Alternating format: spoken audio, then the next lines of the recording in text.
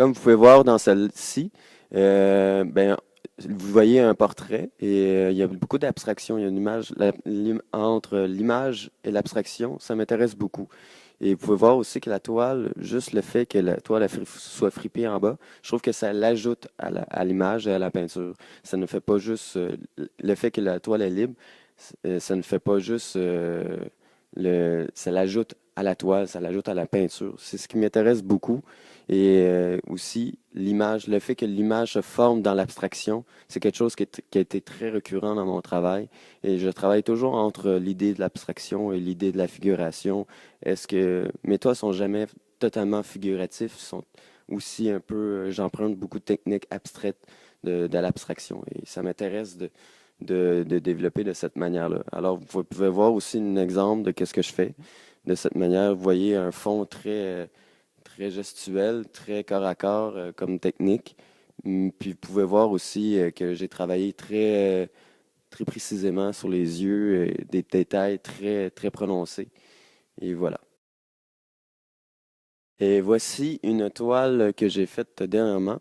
Euh, Si vous avez remarqué, cette toile-là est plus petite que les autres et c'est ça, je voulais justement limiter ma grandeur pour essayer de restreindre et enlever un peu enlever ce qui est nécessaire, puis de mettre juste seulement ce qui est nécessaire. Et cette idée-là, cette peinture, avant tout, était un paysage que j'avais mis du côté horizontal. Et là, je l'ai incliné d'une manière verticale pour faire un portrait.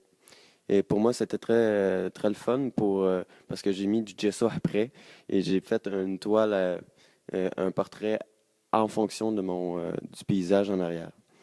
Et vous pouvez voir comme des inclinaisons, des écoulements qui va de l'autre sens. Et pour moi, c'était le fun de voir comme de changer de sens et travailler d'une manière plus précise sur le portrait et de changer parce que j'aime ça, je suis une personne qui aime ça, de voir les choses différemment et d'essayer de transformer des toits. J'aime ça, le changement. Alors, quand je me sens pas à l'aise, je me sens pas à l'aise, je me sens confortable parce que c'est ma manière de peindre. J'aime ça, toujours avoir des défis. Et c'est pour ça que j'essaie de toujours de travailler de manière qui, qui me fait changer de technique, qui me fait changer de ma manière de travailler.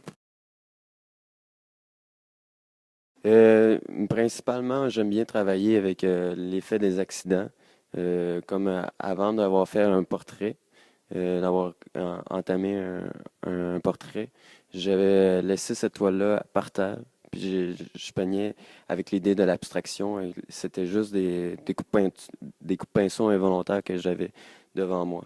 Puis à partir de là, j'ai travaillé euh, le portrait, j'ai rajouté une image, et je trouve que c'est là que ça devient intéressant de travailler avec l'idée que l'image est là.